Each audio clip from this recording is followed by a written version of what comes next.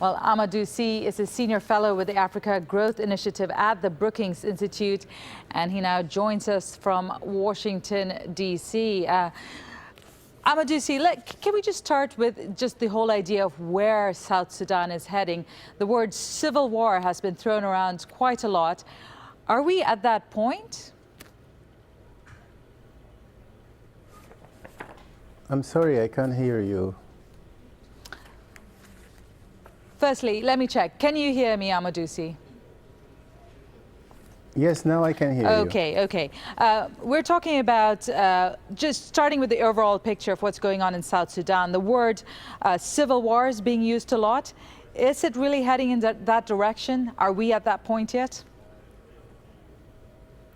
We are in a very volatile situation, and there is a serious risk of civil war. We are in a situation where basically it's like a flammable situation where anything can pour oil on the fire. And we need really to go to a peaceful situation, to a dialogue, political dialogue, very, very quickly. The question, though, is how do we get there? You have Riek Machar very clearly telling Al Jazeera that he wants to be president. Salva Kiir also trying to confine his power base. And then you have the military in all of this. Firstly, who controls the military? And is there any way to get both of those men on the table? It's very difficult to say at this stage who controls the military. I mean, you've seen in Unity State, one governor has seized power, claiming that he was threatened by the current regime. But right now, all parties that can influence the vice president and the president should do so.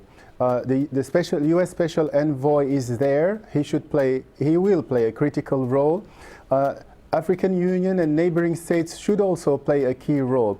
It's really essential that these two sit at the table. If not, it's the women, the children, and the men of South Sudan who will pay the price.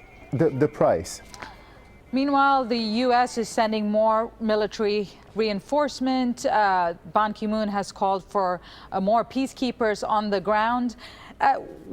Which direction are you seeing this escalating in? Because it doesn't seem like those two men are going to be discussing any solution at the moment.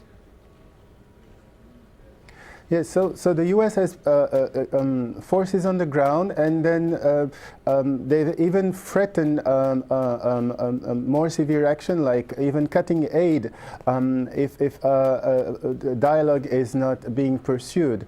But I think the solution really has to go through the leadership of the SPLM, because this crisis at the origin is a testimony of the leadership of the SPLM not being able to really maintain unity.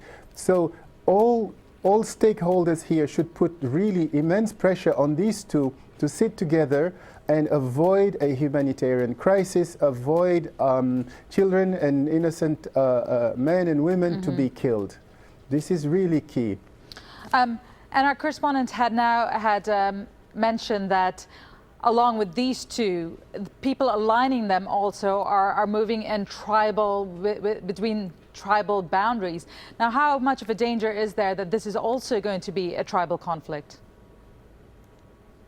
So if you look at the critics of President Kiir, they cross along ethnic lines. I mean, Rebecca Garang, for example, is not of the same ethnic group as Riek Machar.